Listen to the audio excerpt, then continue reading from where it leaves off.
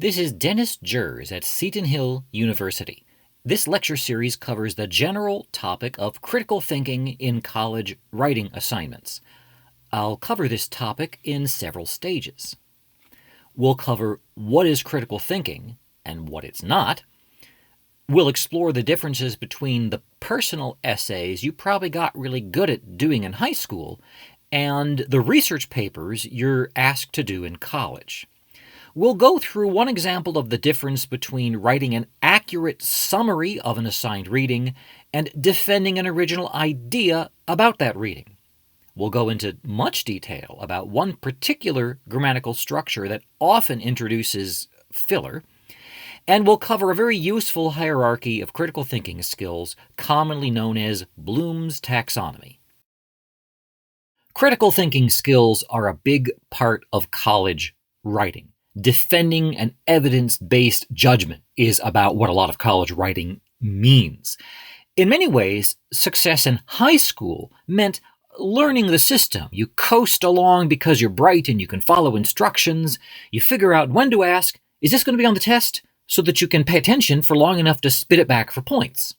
Now, high school teachers have to deal with a lot. They deal with discipline issues and state educational standards and lots of things that I, as a college teacher, don't have to face.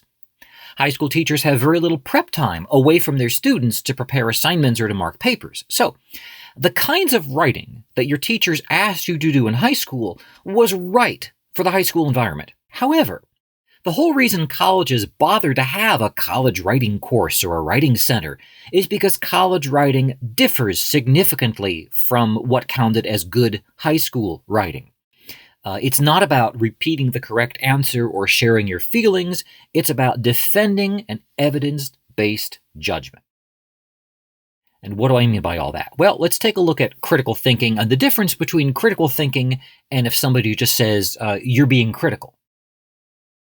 We often criticize each other, we rely on emotions, we defend ourselves, we get defensive. We use a lot of words that have to do with arguing and debating, but really, academics, when they disagree with each other, they use evidence. They don't use insults or emotions, or they don't, quote slogans in an effort to shut down the opposition. Academics are really trying to get at the truth. They're not trying to win and silence other people. Rational people see multiple different answers often when they look at the same evidence. So defending an evidence-based judgment means you're helping your readers interpret the facts and the evidence so that they understand why your conclusion is the most ethical or the most effective or the most efficient or whatever value that you've decided to advocate in your piece. And by evidence, we mean scholarly, peer-reviewed research. This lecture doesn't cover exactly what I mean by that, but a librarian or your freshman comp teacher or there are many, many places that can help you find scholarly, peer-reviewed research and why that incredibly differs from what you find if you search the internet or search Wikipedia. And judgment, people say don't be judgmental. Well, as humans, we make judgments. We make informed judgments. We have an opinion that's backed by weighing the evidence pro and con.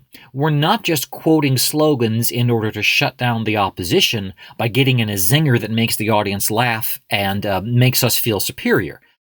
Judgment is about weighing the pros and cons and realizing that of all the possible solutions, there's more evidence and more credible evidence that supports this solution as opposed to these other solutions. So we're going to defend this particular answer to a complex question. I want to talk about the confirmation bias. This is, I want to be very careful, the word bias. Bias is a noun. Biased, with a D at the end, is an adjective. You often hear people say, don't be so biased. Well, if they write it out and they say, don't be so biased, without an ed at the end, they're mishearing the way people use it.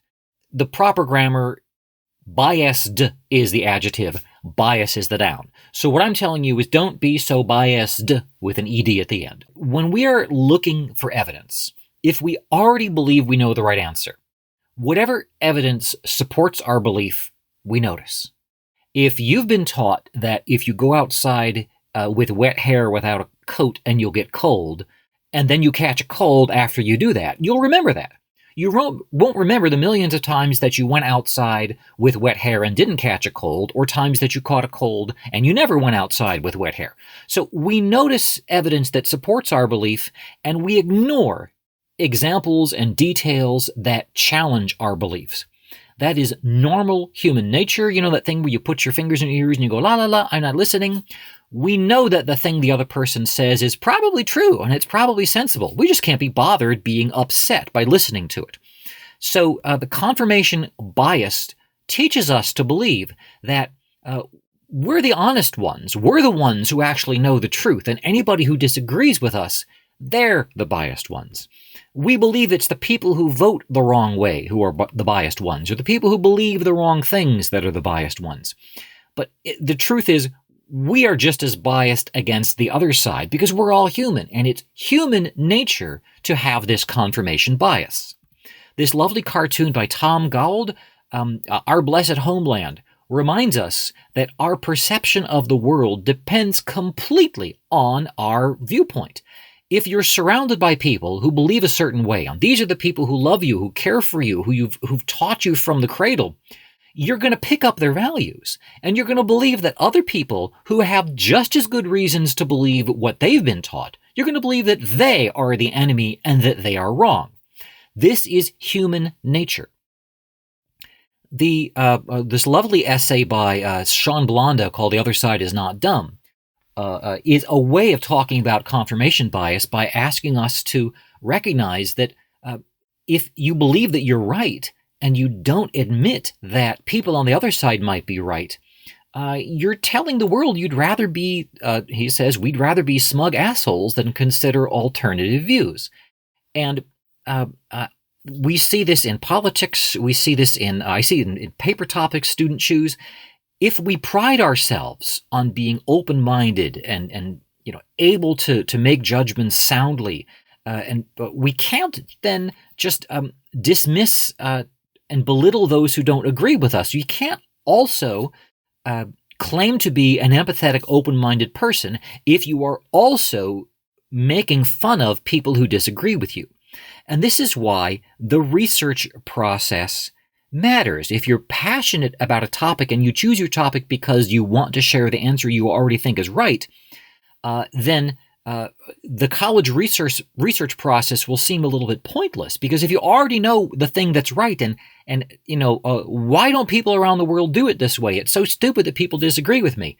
Then your approach to the research topic, you're going to be a victim of the confirmation bias. The point is that academic scholarship is designed to work against this confirmation bias. We're not supposed to let hatred and abuse and contrafactual claims get equal time with scholarly research, but we don't just tolerate people who disagree with us. In order to check and make sure that we are actually right, what we do is we actively seek out those opposing views, those alternate views, other ways of looking at the world. They still have to be credible views. You can't just take everything. But you explore what are the best arguments against your position. And if there's somebody that you agree with, what are the biggest weaknesses of somebody whose work you're citing in order to shore up your own arguments? You have to admit that and any issue that's worth exploring is going to be complex enough that people with different values and different who ask different questions are going to come up with different conclusions. And if you cannot find any credible evidence against your viewpoint, if you cannot find any credible evidence against your viewpoint, then you might not have something that's worth arguing about.